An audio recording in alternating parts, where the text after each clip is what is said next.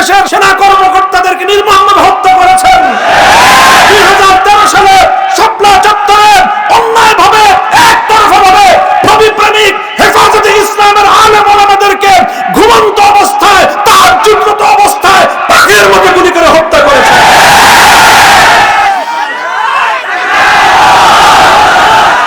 চিন্তা করতে পারেন, চিন্তা করতে পারেন বৈষম্যতা কোথায়? হে দেশবাসী, দেশের কর্ণধার, রাজনৈতিক নেতৃবর্গ, দেশের প্রশাসন, রাষ্ট্রযন্ত্রে যারা আছেন, খুব ভালো করে শুনে রাখেন। দেখেন 2013 সাল যাদের মনে আছে, একটু অতীতের সেই আজ থেকে 11-12 বছর আগের স্মৃতির পাতাটা একটু উল্টান। প্রথমে চলেন শাহবাগের মোড়ে যাই। একদিকে পিজি হাসপাতাল, বঙ্গবন্ধু শেখ মুজিব মেডিকেল কলেজ হাসপাতাল নাম দিয়েছে পরবর্তীতে। আরেকদিকে বাংলাদেশের সবচেয়ে বড় আপনার এই ডায়াবেটিক্সের হাসপাতাল বারডেম। একদিকে বাংলাদেশের 1 নম্বর কেন্দ্রীয় জাতীয় জাদুঘর। এই রকম 3টা গুরুত্বপূর্ণ জায়গার ঢাকার মধ্যে গুরুত্বপূর্ণ একটা মোড়। সেই জায়গায় দিনের পর দিন না, মাসের পর মাস, রাত দিন 24 ঘন্টা পর্যন্ত নর্তকীরা নাচলো, গাইলো, অশ্লীলতার প্রদর্শন করলো। সেখান থেকে আমার নবী মুহাম্মদ আরবি সাল্লাল্লাহু আলাইহি ওয়াসাল্লামের ইজ্জত নিয়ে ছিনিমিনি খেললো।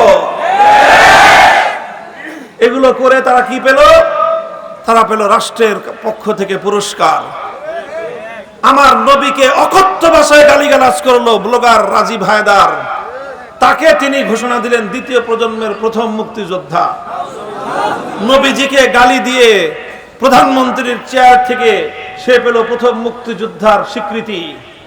তারপরে তাদেরকে 2 বেলা করে বিরিয়ানি সাপ্লাই দেওয়া হলো।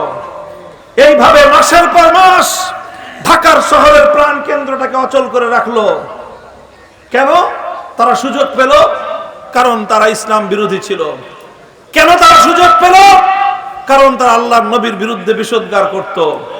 এই জন্য তাদেরকে এইভাবে বিরিয়ানি খাওয়ায়, টাকা পয়সা দিয়ে, সব ধরনের ফ্যাসিলিটিস দিয়ে, নিরাপত্তা দিয়ে তাদেরকে অন্যায় অশ্লীলতার আখড়া এখানে চালিয়ে যাওয়ার সুযোগ দেওয়া হলো। আর আমরা আল্লাহর পয়গম্বরের ইজ্জতের হেফাজতের দাবি নিয়ে শুধুমাত্র একটি দিন নয়, বিকাল থেকে 12 ঘন্টার সময় আমাদেরকে দেওয়া হয়নি। পরের দিন ফজর পর্যন্ত আমাদেরকে অবকাশ দেওয়া হয়নি। আমরা শাপলা চত্বরে অবস্থান করলাম। ওই ঘুমন্ত অবস্থায় সারা দেশ থেকে সারাদিন ক্লান্ত অবস্থায় কেউ টঙ্গী থেকে 10-12 কিলোমিটার হেঁটে এসেছে, কেউ গাবতলী থেকে হেঁটে 12 কিলোমিটার 15 কিলোমিটার পায়ে হেঁটে এসে ক্লান্ত শ্রান্ত অবস্থায় নবী প্রেমিকরা রাস্তার উপর শুয়েছিল।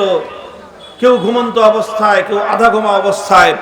ওই অবস্থায় সমস্ত আলো নিভিয়ে ভুতুড়ে পরিবেশ তৈরি করে সেখানে একটি যুদ্ধ পরিস্থিতি তৈরি করে তাদেরকে একতরফাভাবে হত্যা করা হলো নির্বিচারে।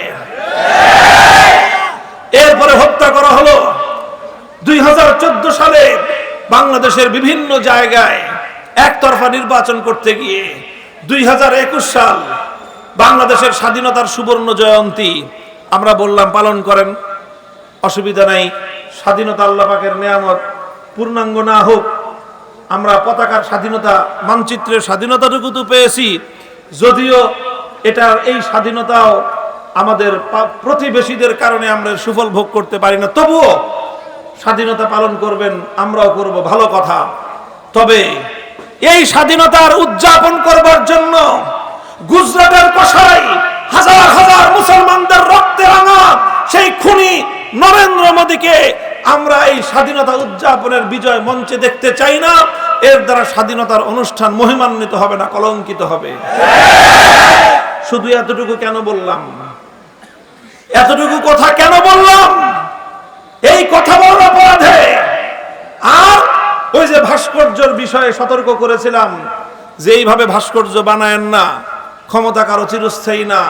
কোনো একদিন আপনার ক্ষমতা চলে গেলে তখন আপনিও যাবেন, সাথে আপনার ভাস্কর্য তো যাবেই, সাথে আপনার মৃত পিতা, তার মান সম্মান যাও ছিল ওটুকু ধুলোয় না শুধুমাত্র বাঙালিদের পেশাবের সাথে ভেসে যেতে পারে।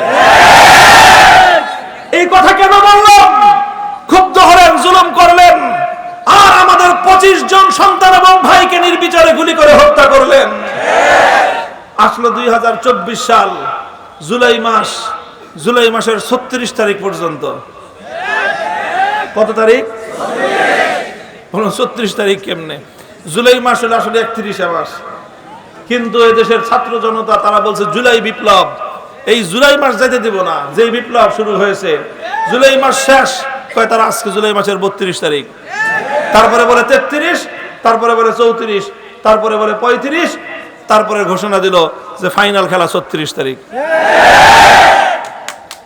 খেলার ঘোষণা আসলো, আমরা দেখলাম যে একতরফা খেলা হয়। কত মানুষ আগে খেলা খেলবো, আসো খেলি ঘোষণা দিছে। আমার নাম নিয়ে বলেছিল কয়েকজন যে মামুনুল হক আসেন খেলি। আমরা তখন বলেছিলাম যে খেলার একটা সিস্টেম থাকে, সিস্টেম মতো আসেন খেলবো, অসুবিধা কি? যখন খেলার দিন আসলো, তখন গণভবনে যা দেখা গেল খেলোয়াড় তো দূরের কথা, কোন খেলোয়াড়ের জায়গা পায়জামাও নাই। মুহতারাম হাজিরিন, কথাগুলো এজন্য বলতেছি, শুধু কটাক্ষ করার জন্য নয়, শিক্ষা গ্রহণ করার জন্য। 50 বছর পর পর এই ধরনের দৃষ্টান্ত আসে, কখনো 100 বছর পরে আসে, কখনো 1000 বছর পরে এরকম দৃষ্টান্ত প্রতিষ্ঠিত হয়। দৃষ্টান্তটা হলো এই, ওয়াসাকানতুম ফি মাসাকিনিল্লাযিনা যালামু আনফুসাহুম ওয়া তাবায়্যানা লাকুম কাইফা ফাআলনা বিহিম ওয়া দারাবনা লাকুমুল আমসাল। এই জালিমরা জুলুম করে করে প্রত্যেকটা জনপদে জুলুমের নিশানা রেখে গেছে। ঘরে ঘরে আজ সন্তান হারা মায়েরা হাজারি, কম করে হলেও 1000 বাংলার সন্তানকে হত্যা করা হয়েছে। এই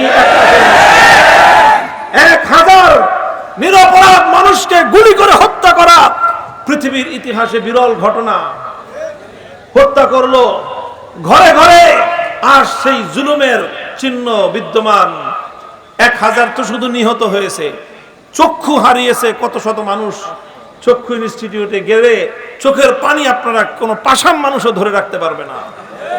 তাগড়া তাগড়া যুবক, তাদেরকে কাছ থেকে এই বুলেট ছুড়ে গুলি, চক্ষু লক্ষ্য করে গুলি করা হয়েছে। এত চোখের উপর গুলি লাগে এমন নজির এবং এত বেশি ঘটনা পৃথিবীর ইতিহাসে পাওয়া যাবে না। ঘটনা থেকে প্রতীয়মান হয় যে লক্ষ্য করে চোখের উপর গুলি মারা হয়েছে। এই কারণে বিপুল পরিমাণ সম্ভাবনাময় চোখ অন্ধ হয়ে গিয়েছে, স্বপ্নগুলো ধূলিসাৎ হয়ে গেছে। অসংখ্য সন্তান পঙ্গুত্ব বরণ করেছে, পা কেটেছে, হাত কেটেছে। হাজার হাজার মানুষের শরীরের মধ্যে সারা জীবন এই জুলুম, এই অন্যায় এবং অবিচারের চিহ্ন বাংলাদেশের প্রতিটি অঞ্চলে ছড়িয়ে ছিটিয়ে আছে। গুমের শিকার হয়েছে কত মানুষ আল্লাহই ভালো জানেন। কত মা আজও পর্যন্ত তার সন্তানের আশায় রাতের বেলায় প্রহর গুনতে থাকে যে কখনো তার খোকা এসে দরজায় কড়া নেড়ে বলবে মা আমি এসেছি।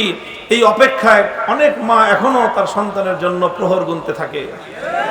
সবাই সান্ত্বনা দেয় যে মা তোমার ছেলে আর আসবে না, সবার মন মেনে গেছে, মায়ের মন তো এখনো মানে না। এই মা যখন হাত পরে ওঠে গভীর রজনীতে, মা যখন তার সন্তানের অপেক্ষায়, গুম হওয়া সন্তানের অপেক্ষায়, যখন কলিজার ভিতর থেকে আত্মচিৎকার বেরিয়ে আসে, তোমার কেমনে পতন ঘটলো বুঝো না? কেমনে পতন ঘটে বুঝো না? ওই একটা মায়ের একটা আত্মচিৎকার তোমার মতো হাজার ফেরাউন ধ্বংস হওয়ার জন্য যথেষ্ট। ইত্তাকি দাওয়াতাল মাজলুম। হে আমার মুসলমান ভাইয়েরা, হে আমার স্বজাতি, আমি আপনাদেরকে সতর্ক করতে চাই।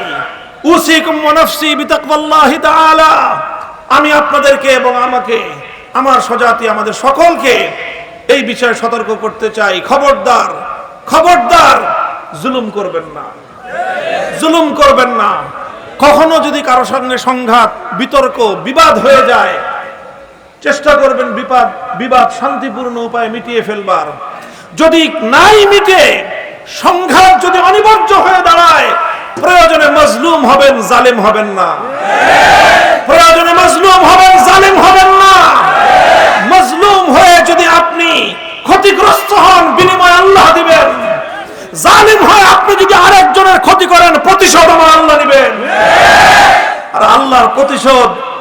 করার ক্ষমতা পৃথিবীর কোনো মাখলুকের নাই। মুহতারাম হাজিরিন, আল্লাহ সে কথাই বলছেন, ওয়াকাদ মাকারু মাকরাহুম ওয়া ইনদাল্লাহি মাকরুহুম ওয়া ইন কানা মাকরুহুম লিতাজুলা মিনহুল জিবাল।